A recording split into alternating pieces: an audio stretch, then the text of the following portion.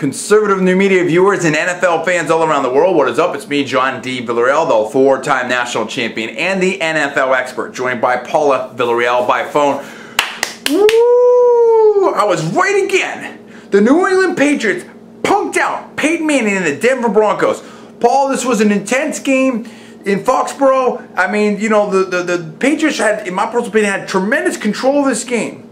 And, you know, and we're really up by a lot of points. They were holding Denver like 7 points. And then Peyton Manning, he did his thing. He was driving down there. He scored some touchdowns, did some different things. And Peyton Manning did have a strong game. I got to give it to Peyton Manning. Over 300 yards, everything like that. The touchdown passes, all that. That's great. But the bottom line of this game came down to the elements that I was talking about. The running game of New England was very strong. They controlled time of possession. They had, you know, tremendous amount of running attack there. I think like 250 some odd yards of running attack. Plus, they were able to hold McGahee down, and then McGahee, you know, to well under 100 yards. I think like 50 some odd yards, and then McGahee also fumbled. The turnover battle was won by New England. New England was able to use their defense to step up and make crucial plays when they needed to. They won the turnover battle. They won the time of possession battle. You had, you know, Tom Brady doing what he needed to do when he needed to do it and get it done right there. And they had the running attack, and that was the deal right there. I mean, obviously Tom Brady and the New England offense were able to score a lot of points,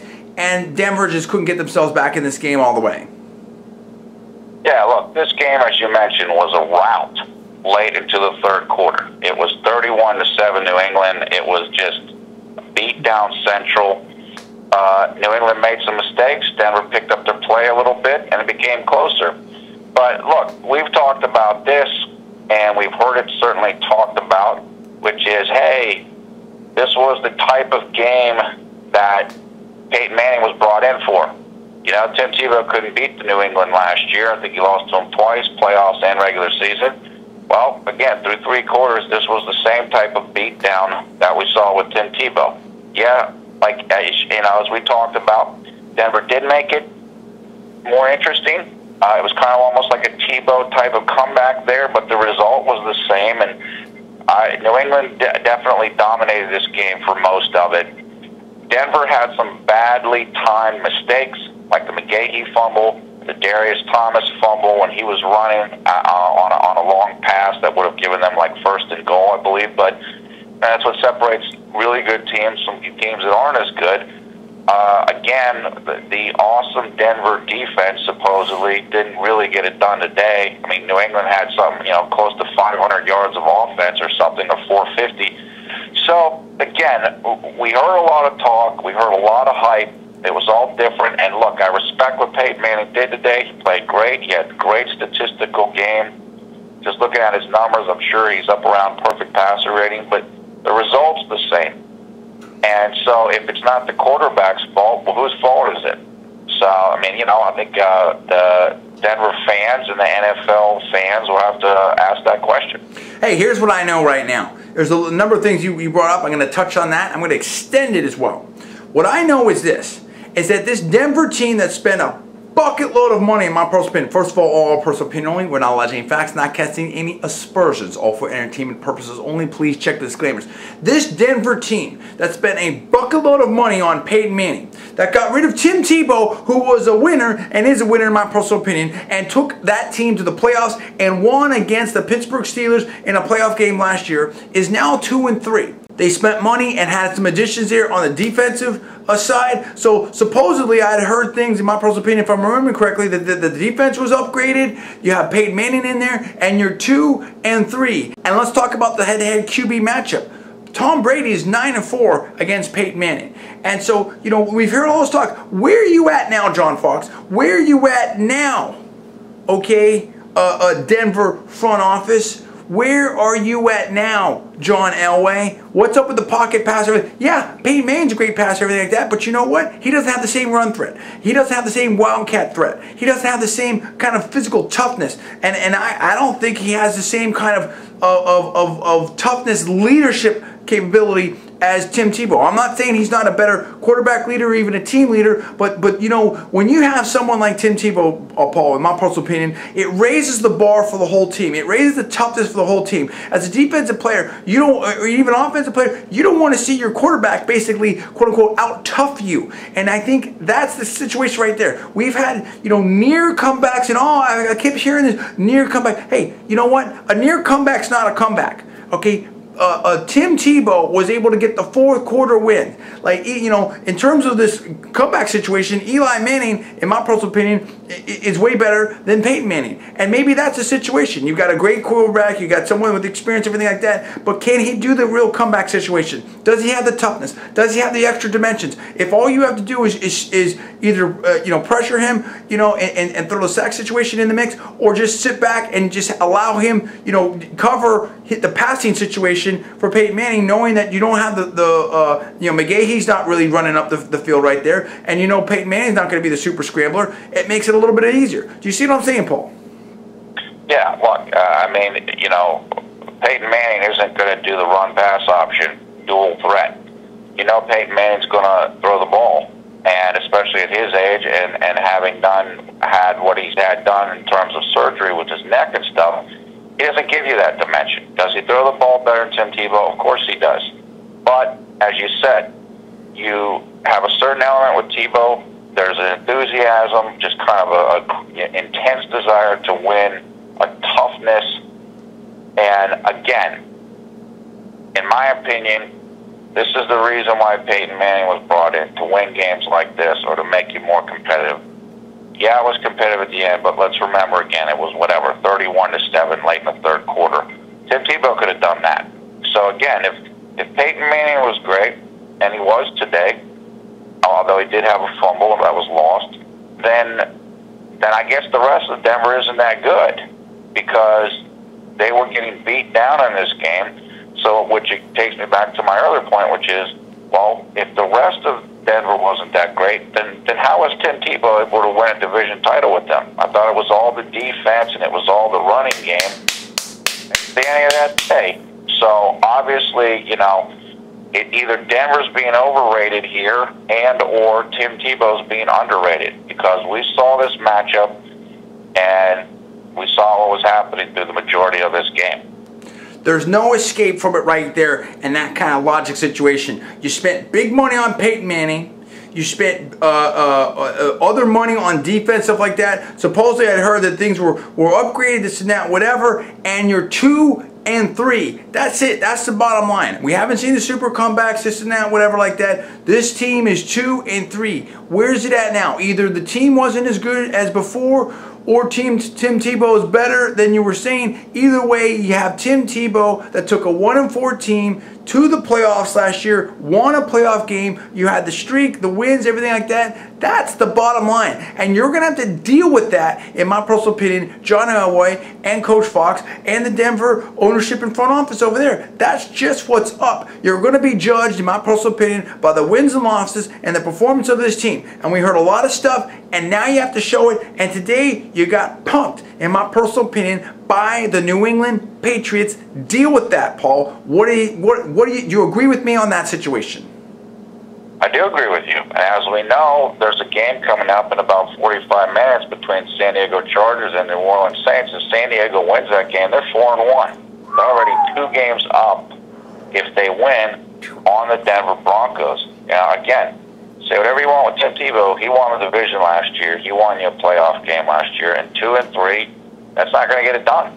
Especially with all the money and the expectations and all that stuff. That's not going to work. And let's talk about this. I mean, yes, okay, Peyton Manning had big, numbers, everything like that, but a huge chunk of that offense. I mean, what I liked about what was going on with New England is there was some different balance going on there, whatever like that. With the Denver Broncos here, you had, what, 180 some odd yards plus, what is it, 188, I don't know, yards were Thomas. So, if you can neutralize Thomas, you take him out of the equation, and how much offense do you really have going on there with Denver? And Thomas had that, had a fumble, and he contributed to the turnover situation, Paul.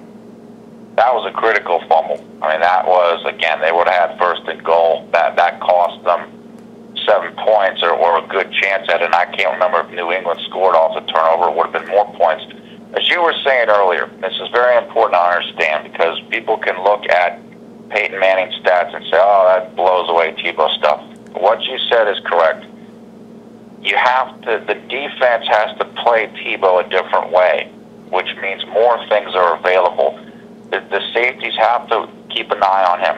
The defensive ends have to make sure they've got contained and everything. It lets other players on the team, it lets the big running lanes happen for the running backs. Again, as you mentioned, I'm looking right now, Denver had about 70 yards rushing today. That's nothing. Nothing. I mean, when they were racking up 200 yards rushing when Tebow was playing. Why? Because those guys are roaming free because the defense is focused on Tebow.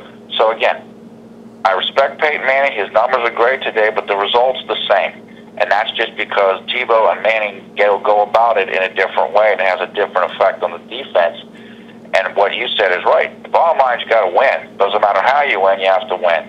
And again, this game looked good in the fourth quarter. It looked, they had a legitimate chance there. It appeared to be, but this was a beat down for 3 quarters.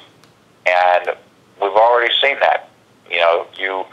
We've seen that with Tebow against the Patriots.